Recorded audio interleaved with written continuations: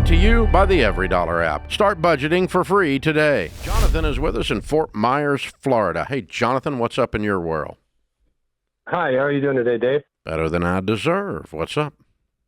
So I had a situation happen a couple years ago during COVID. My mother passed away. She was actually killed by her new husband. Oh, my gosh. Man. Yeah, they were both in their late 70s, and they left me with quite a bit of money. Wow. So I never made more than about $85,000 a year, and then was left with a couple $1 million. And I hope I've been doing the right steps with what I've done with it. I just wanted to get mostly some reassurance that I've been doing the right things, or what you would recommend moving forward with this. Oh, my gosh.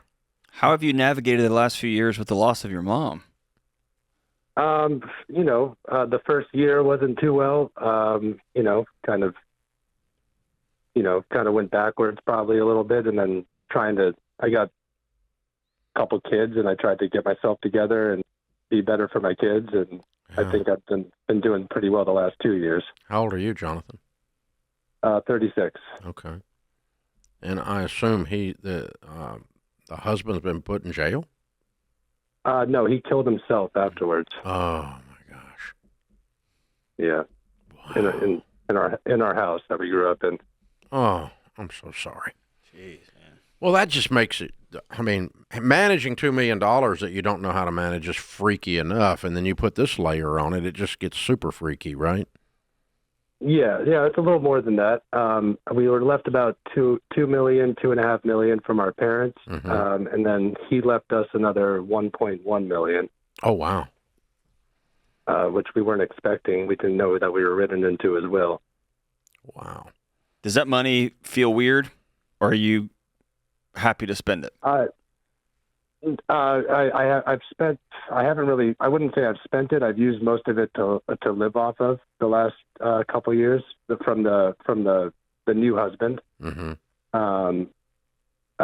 He left us 2 IRAs, a traditional IRA and a Roth IRA. Mm-hmm. So I've been pulling. All right, let me get past all the and just answer your question. So, how much money do you have today? Today, let me just flip over here. I've got total between properties and everything. Yes.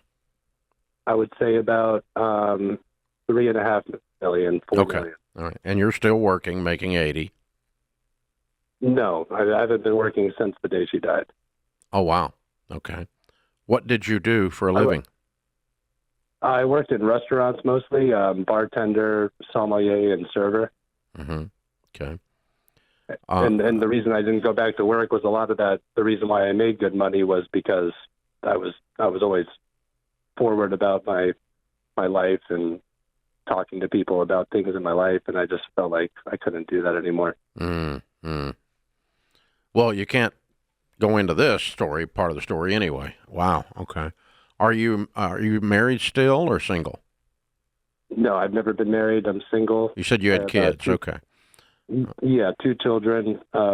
One that I have full custody of, one that I split custody. Okay. An important part of your recovery moving forward is you're gonna have to get a job. Yeah. You're gonna have to get a purpose, a thing to do, a thing to go to, a thing that you are a part of, that the world's gonna be better because you were a part of it. You got that? Yeah, I feel that as well. Okay. Yeah, it's time to go back to work, Jonathan. Doing something. Yeah, I'm actually starting a business this year, a tour boat business. A what business? Tour boat? A tiki boat, tour boat. Oh, okay. All right. You're buying the boat and gonna do tours and do trips on the boat. When? Yeah. The boat's going to be delivered in April or May of this year, and we should be operating by June. Okay. What did you spend on that boat? $220,000 total. Okay. All right. Now you're going to be leaning in, learning how to run a business, learning how to handle and operate the boat. You're going to be leaning in on all of this. I really want you to go make a living for your sake, because at 36, doing nothing is not a plan. Okay. Yeah. Emotionally, spiritually. John's right about that. Now, So let's pretend that you're making a living. You don't need this money then, right? So now we just need to True. invest this money well. Yes. Okay.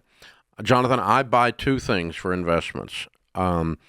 The first thing I tell people, and I was with a bunch of wealthy people this weekend, do not put money in something you don't understand. Don't do it because I do it. Don't do it because somebody else says to do it, or you read an article once. That's a nightmare way to lose money. Put money in something you understand. Now, that may mean you need to go to school a little bit by sitting with an investment advisor and letting them teach you. But I buy real estate that I pay cash for because I like the real estate business. I've done that already. Okay. And I buy mutual funds. And that's all Yes, I buy. Okay. I've got about total about 1.8 million in real estate. Okay. And it's making money, right?